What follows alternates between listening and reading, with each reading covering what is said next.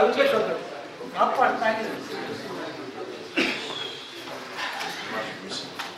Lord Chairman, eminent politicians, there are close links between Britain and Gujarat, the land we originally come from.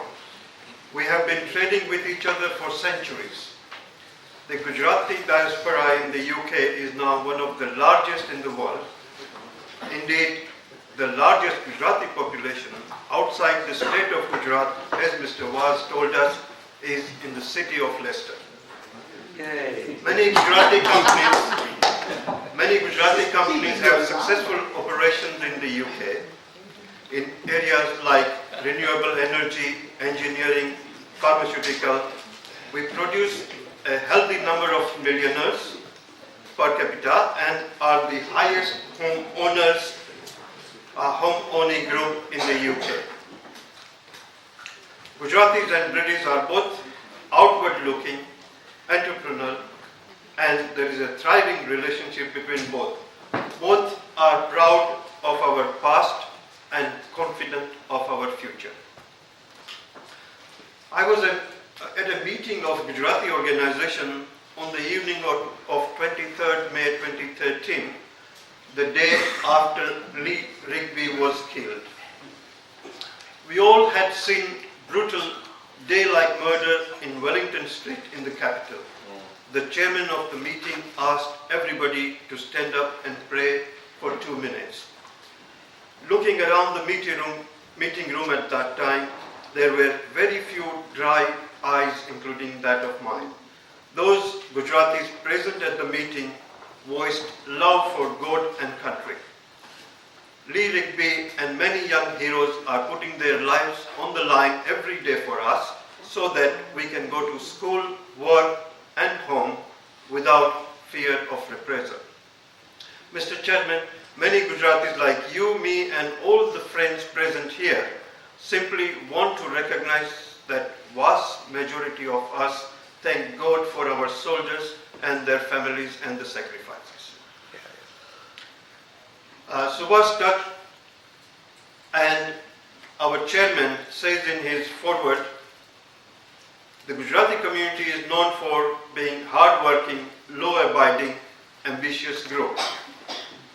The largest prison population indicates that ethnic minority prison population is about 22,000, of which 1,320 are Asians, and of these, Gujaratis number just over 300, that is 0.66%. And so whilst I agree with you, Mr. Parikh, all Gujarati leaders present here today must do more to make our community absolutely law-abiding. I talk about problems of our elderly. If you surveyed Gujarati organizations in the UK, you should not be surprised that no more than 3% depend on government or council grants. We do a lot to support our community, but we need to do more, especially when it comes to elderly. The growth of technology and the pace of change means so much of our lives are now lived online. This can be bewildering for our elderly. The elderly community needs advice and support to best manage in this new world. So I want to appeal to Gujarati organizations and temples with resources to establish such support services. Let's deal more effectively with problems faced by Gujaratis and the community at large, particularly for those who do not understand welfare rights, the changes in and out of poverty, and the overall squeeze on household income. Immigration. Every country has the right to control immigration as long as its policy is fair and non-discriminatory. Alpes, before he decided to marry a British wife, he wanted to exercise his human right to go and marry a girl from Gujarat. Him being of financial analytical mind, he decided against it. and married a British citizen.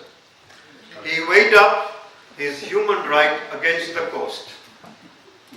It would have costed him £12,000 for his Indian citizen wife to come to UK and become a British citizen. How many wives have you got?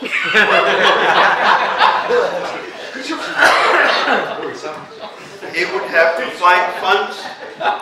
He would have to find funds for tuition fee for English language, then English test fee, the TB clearance examination fee, the visa certificate fee, and so on. It's more likely the entry clearance officer would have told her that he is not convinced of the relationship. So she would have to go through appeal process involving court fees, legal fees, and having secured visa, down the line there would be further exam fees, visa extension fee, life in the UK test fee, culminating in naturalization and then British passport fee. It would have costed him £12,000. The British civil servants must have learned this money-making business trick from a Gujarati Banya.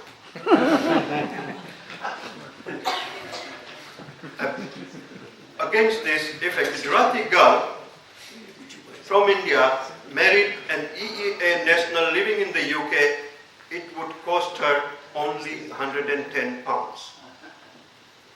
The Secretary of State at the Home Office in the new government needs to revisit the entire system. I urge the politicians present here that this message be conveyed to party policy makers. Race relations. When I came to this country as a refugee from Uganda, I first went to live in Harrow. I was not welcome in Harrow by the then political masters. Although at least they had not followed Leicester City Council's example of putting an advertisement in Uganda Argus and asking Asians not to come to Leicester. The time, 42 years later, has changed. Harrow has seen a Gujarati council leader in Navin Shah. The Gujaratis are exercising their civic duty in politics too. The only thing which has not yet changed is the presence of race relations councils or equality councils or whatever the name you may give. And Lopa touched on Trevor Phillip. I totally agree with Trevor Phillip, who wanted to build a relaxed, integrated, colorblind society where everyone rubbed along together, respecting each other's differences. The reason we have not achieved this is the lack of long-term political leadership and not a short-term seat in the House of Commons, favoring bringing back no dogs and no blacks. One might now add no Romanians. My time is nearly up, so one final point. I have mentioned a number of things the Gujarati community is proud of to offer the society in which we live. There is one other thing we offer, our trust. We stand by our word and take pride in our integrity. All in all, a vote worth securing. I will be asking myself which party has convinced me to vote for their candidate this evening. Thank you, Mr. Chairman.